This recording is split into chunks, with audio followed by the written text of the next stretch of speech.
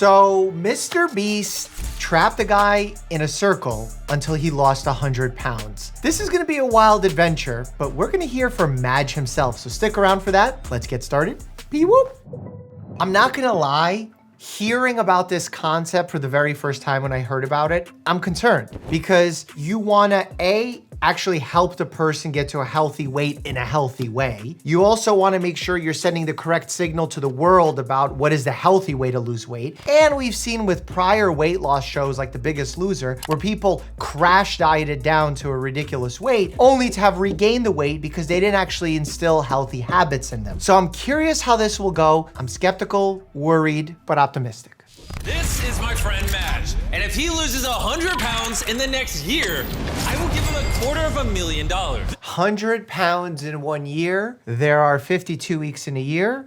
2 pounds a week. It's a lot, it's fast, but I wouldn't categorize this as the most extreme form of weight loss. What do I want for breakfast? Ooh, you know what? Could make an omelet. Going from PB&J's, energy drinks. Wait, he has his own supermarket? That's really cool. To this. First breakfast of many. I wonder if he's making these choices himself because what's on the plate there looks extremely healthy. They look like they're good choices, but it's not just about getting the right micronutrients and macronutrients. It's also about making sure the caloric numbers are correct because the calories represent energy. So you can eat healthy, but if you overconsume calories, that's not gonna help you lose weight.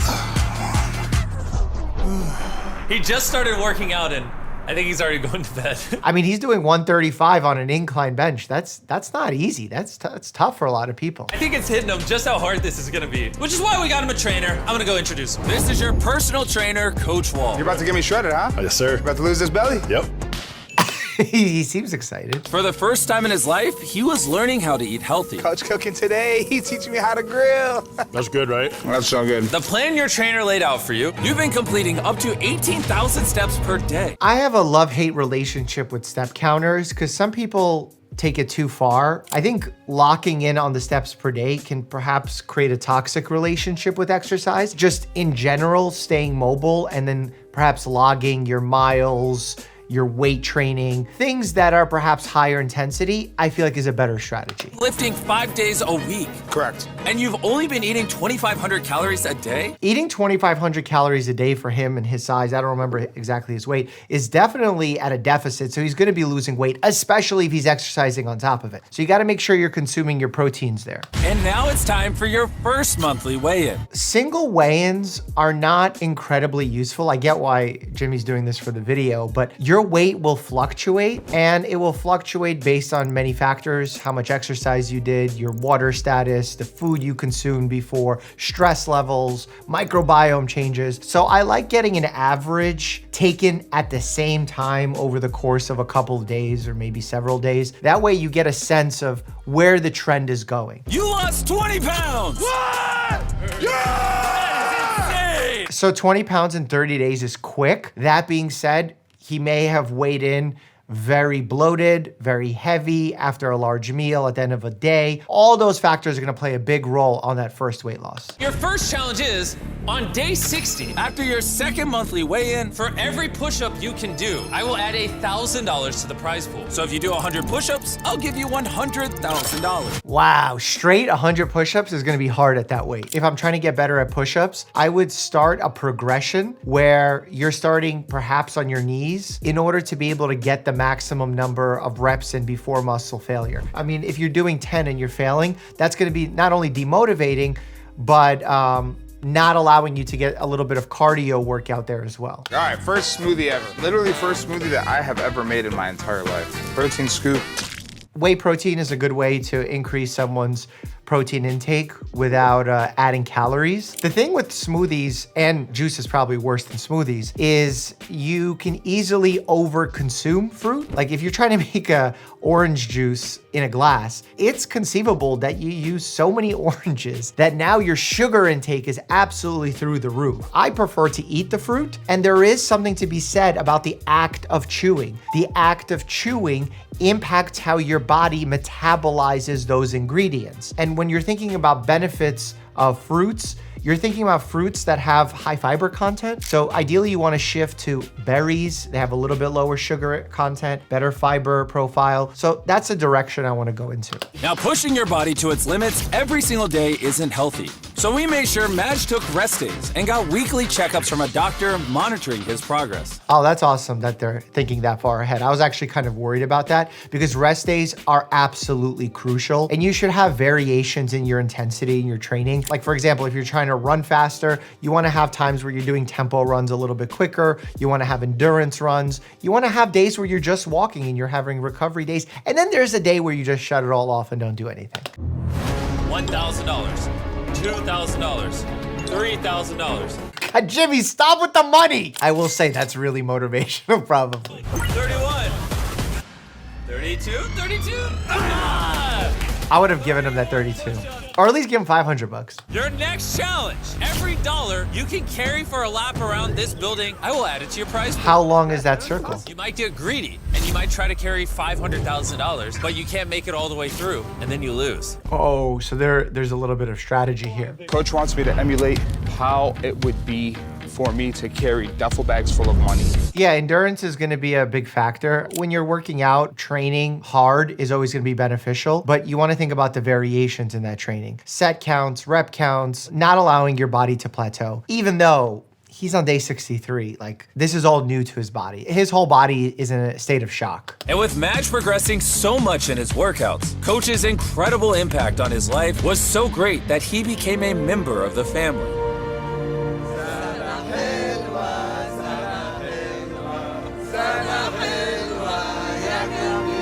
And because their bond was so powerful, what came next was the worst thing that's ever happened in one of my videos. I did hear about this, and this is tough because I don't know a lot of the details, but I've seen the headlines. Hey, how's it going? Hello, right? Yeah. How you doing? Are you telling me I'm fired? No. This is bad. No, I wish that's what I was telling you, I'll be honest. But I do have really unfortunate news. I hate to be the person to tell you this. Coach Wall was found dead in the park yesterday.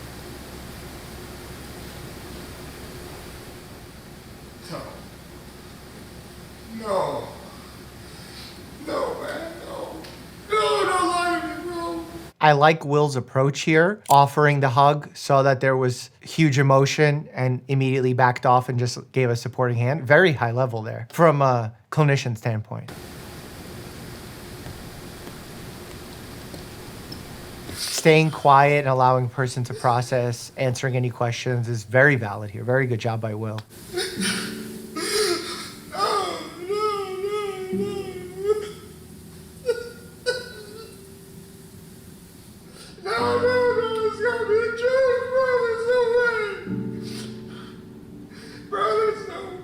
You also have to take into consideration that he's been living in isolation and only seeing his coach. That's heavy to develop that sort of bond with someone and lose a loved one. The loss of a loved one is actually called bereavement. Your reaction to that bereavement is called grief. I have to really remind not just my patients, but you at home that bereavement and the grief that comes after bereavement is not a psychiatric condition. It can become one in that it can create a condition known as prolonged grief disorder, but on its own, it's part of normal living and dying. So it's not mandatory to do psychotherapy, counseling, medications during an acute grief episode. Just being surrounded by family, loved ones, if you're religious, some kind of clergy, perhaps a supportive clinician could help, but necessarily needing psychiatric or psychological support is not mandatory in the majority of cases. We are resilient to this. Over the next few days, visitors poured in to help process his grief while he contemplated the decision of continuing or stopping this video. Again, I don't know his previous psychological and psychiatric history, but being alone in isolation and losing weight is a high stress state. Imagine you're eating at a caloric deficit, so huge stress on the body. You're isolated from your loved ones, huge stress on the mind and body. And now you're going through this tremendous loss that can predispose all sorts of psychiatric conditions to flare up, from PTSD, major depressive disorder, anxiety disorders like generalized anxiety disorder, amongst others. We're not pulling the plug on this. Yeah? I can't let him down. I'm doing this for myself, and now it's for coach too. You know, I told you I saw some headlines about the death of this coach, and I actually asked Jimmy about it. He told me that the family wanted to keep it private, but somehow Newsweek was able to find out that there was an accidental death due to a substance being found in the blood, kratom, an illicit drug that people use for a variety of reasons to feel better. It has opioid-like effects, but that's why you got to be very careful using illicit substances, and why very often you'll hear me decry any kind of drug use on the channel. To honor his mentor and friend, Coach Wall, Majd refused to take on another trainer for his next challenge. I understand why he's doing that, but I would encourage him to keep a trainer, because you want to make sure you're not hurting yourself. And it's very easy during an emotional time like this to actually hurt yourself. 100 days ago, Majd weighed 324 pounds. And now, let's see what he weighs. You've lost over 50 pounds!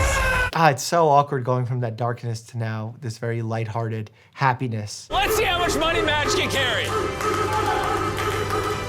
We have $100,000 that you can win. You can carry as much or as little as you want, but if you drop any of it, you walk away with nothing. You know, I don't know the right way to have covered this video. You want to be respectful to the family. You want to commemorate the person, but man, this is so heavy. Let's go, man. All right, he's off. Come on, Majd, you got this. All right, he's cooking. Bro, he is running with that thing. $40,000. How much time does he have? He can go as long as he needs. He just can't set it down. You need a break? You can just put the money down. No break. Yeah. Keep going, keep going. 3/4 of the way. And then Jimmy's whole thing is to demotivate him and make it harder. What role are you playing here, Jimmy? Pick one. You're almost there. Less than 10 steps. Cross it.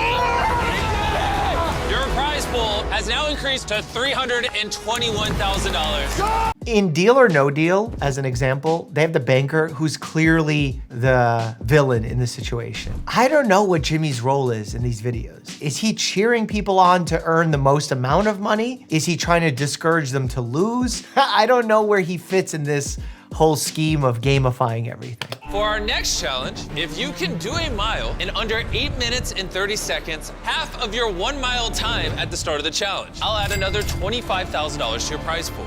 This is strictly cardio, something that I only do 2 times a week. And the cardio that I do 2 times a week isn't even this. Yeah, I think in a situation like this, you need to gradually work your way up, because it's really easy when you're overweight and you're starting to put pressure on your joints by doing something that's new to you. You can get hurt very fast. Even just the strain that you put on your bones, the bones will hurt. When we started this video, it took you 17 minutes to run a mile. And now, 130 days later, You must do it in under 8 minutes and 30 seconds. I mean, he's lost a tremendous amount of weight over 4 months in. 8:30 is tough for someone who's never ran before, but I think he's been consistently training. I think he's gonna be able to do it. go! 25 grand on the line. Let's see if he can do it. Let's go! I wonder if he has a watch on to be able to know his pace. Go! Oh! You did it in 8 Well minutes and 4 done. seconds. Coach Wall, he shows up for me every day. I show up for him every day. That's a great coping mechanism exhibited there. Keeping someone alive in your memory is very important. When you started, you were able to dead hang for 6 seconds. In exactly 30 days, for every second you can hang, I will give you $1,000. Get out of here. Hang is really hard. You need to work your grip strength up, and you need to be careful because it's very easy to develop golfer's elbow. And I know hanging has nothing to do with golf. It's just our very weird name for medial epicondylitis, which is inflammation on the interior or inside portion of your elbow. And when I started doing dead hangs, I actually developed really bad medial epicondylitis, so much so that I ended up going to get acupuncture. And off the first session, I got like 80% relief, which shocked me because I didn't think it would work. But then I was like, you know what, let me go for the second session. It's gonna get better. Went for the second session, hit a nerve. My hand, every time I extended my arm, felt like it was on fire. And then it led to a disastrous doctor's visit with this really shady doctor that I'm gonna link that video down below because you need to watch it just to be careful not to fall victim to some of these shady doctors and practitioners out here. All that is to say, dead hangs got me there. I brought someone who literally trains bodybuilders. This guy has a degree in biochemistry and is the smartest fitness influencer I could find, Jeff Nippard. Let's go! I mean, you gotta start slow. Some people will just do basic cable exercises in order to get them there, but you can get attachments to the pull-up bar, like let's say resistance bands, things that can take off some of your weight to allow you to get comfortable with the motion and then work your way up from there. Take your grip. Okay. Oh, there you go. There's the resistance bands we were talking about. And he's doing wide grip pull-ups too. You just gotta be careful, because if that thing snaps, in only 3 days. Jeff really helped Madge improve his dead hang. bent over ropes are good. Looking good for my bank account. This guy is an animal. Again, you gotta be really careful to not overdo it there. It's very easy to overdo it. This is not a huge muscle group. This isn't squatting, this isn't deadlifting. This is a very small set of muscles. And using chalk there is not gonna improve grip strength. And before you get mad, it's gonna improve grip performance because the chalk, absorbs some of that moisture, so less likely to slip, but it also improves friction. So when you create friction, you get better grip performance, not grip strength. I guess you could say you end up having a stronger grip, but it's really about the performance. 100 feet in the sky. Of course he has to do it 100 feet in the sky. Here we go. All right, the time. He looks like he's getting in great shape. 5 seconds. Hey, Madge, look down. Look down. Oh my gosh, does that scare you? Not at all. Oh my, wait, get a shot of this. This is real. This is real. The zoomed out camera shots didn't get me there, but that one's real. Oh, we just dropped. A minute and 1 second. Oh my God, the entire platform.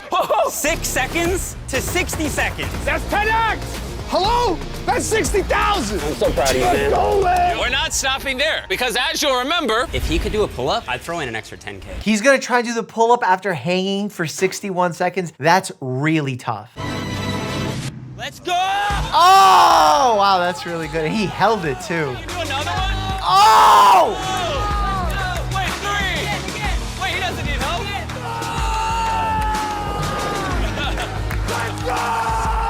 I have the clothes that I wore when I first got in here. I'm gonna try them on. Yeah, so, people looking at the scale sometimes will miss things because when you're putting on muscle and the weight is not changing on the scale, you might get sad. But if you look at your clothing and the way clothes fit and you start seeing musculature replacing the fat, you might start realizing, oh wow, the weight might not have changed drastically, but what my body is made of has. And that's really, really important. I hate to be like some of these podcast bros, they're like, muscle is the longevity tool. And like, it kind of is. Even grip strength. Obviously, they're doing a kind of a jokey thing with the dead hangs, but grip strength after the age of 50 literally correlates with how long you're gonna live. It allows you to understand how well you'll perform opening jars and holding doors and getting up from a seated position. Grip strength matters for your livelihood as a human, and it's reflective of your general fitness. And general fitness allows you to live a longer life, if for nothing else, a higher quality of life. This is a bodysuit that is a 1-to-1 replica of Madge on day 1. No joke, we scanned your body, saw exactly where you lost fat, and created this suit. This fat suit weighs exactly 97 pounds. He is now back at his starting weight. You probably forgot what life used to feel like. Let's do a lap. This is actually probably the most valuable thing of this video. Some people might find this silly, but I think it's valuable to show the quality of life improvement you get with weight loss. I've been accused of being fat phobic before on Reddit, on YouTube, because we talked about weight loss, we talked about bariatric surgery, Ozempic. People think it's because I'm fat phobic. No, it's because carrying fat to an excessive degree, like he clearly was when he started this competition, is not just shortening your lifespan, it's ruining your quality of life. And as a result, it becomes less pleasurable to do things. It becomes less valuable to participate in social activities. You start feeling negatively about yourself, and slowly your world starts closing in. And we know the antithesis to happiness is loneliness. Over these 6 months, Majd slashed his daily caloric intake by 600 calories, decreased his fat mass by over 50%. I would have loved to see what his nutrition side of things was like, because we know the calories, but I would love to see what he was actually consuming. It's just making sure that he was eating healthy. And I think that would have been the better takeaway here, because it looks like he exercised off these 100 pounds. And the reality is the weight loss comes from the food, or from the lack thereof, but while consuming the right amount of food and exercising. Because while exercise won't be the primary driver of weight loss, it will be a primary driver of a lot of other healthy factors in your life. According to his doctor, if he keeps this up, he will have extended his lifespan by around 5 years. Oh, why do we do this? I'm not arguing that he extended his life, but the idea that we can quantify it like this, it's just not well validated enough to say he extended his life by 5 years, but another person who does this did 6 years. Like, I don't understand how that judgment is called. I gathered all your best friends, even David Letterman. David Letterman! What is David Letterman doing in this?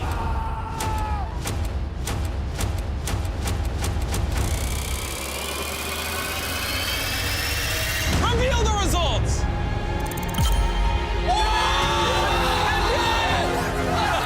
David Letterman's like, what has my career come to? You know, without Coach Wall, I wouldn't have been able to do this. And you said it would be so cool that we get to do this together. And today's that day that we get to do this together, man. Thank you guys for watching. Well, that's a great ending. How about we talk to Majd himself?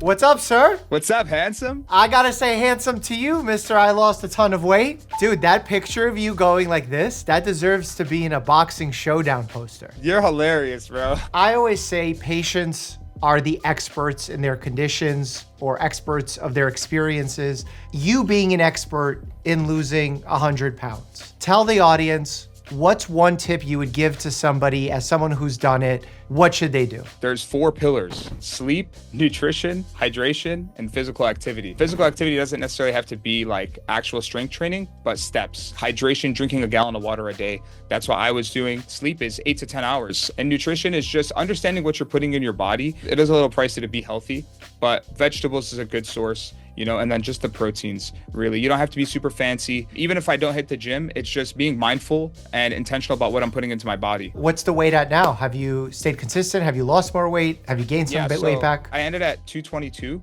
and now I'm at 219. So nice. just a few pounds down. I don't think I will ever rebound. You know, like losing my dad is one of those things where you rebound, and then losing Coach, and I had every reason to rebound. I literally had every reason to get out of the circle and stop my journey and stop my challenge, but he literally built me up for it. He just wanted me to be the best version of myself, you know, and hopefully I'll continue to make him proud, because it isn't just me. You know, without Coach Wall, there wouldn't be this Majd standing in front of you. What is one tip that you could give to someone that is trying to attempt to lose weight? I think the most important thing, and this goes even further than losing weight, get a primary care doctor that you vibe with. They can help you separate fact from fiction when you read stuff online, because there's so much BS on social media. They can better guide you to what works best for you based on your medical history, your medical conditions, and most importantly, they can make sure that you're doing it in a healthy, sustainable way. So find a good primary care doctor, invest in that. God bless you, bro. That's awesome. Seriously. I mentioned it earlier, but here's a video of the worst doctor experience I ever had as a patient. Click here, check that out. As always, stay happy and healthy.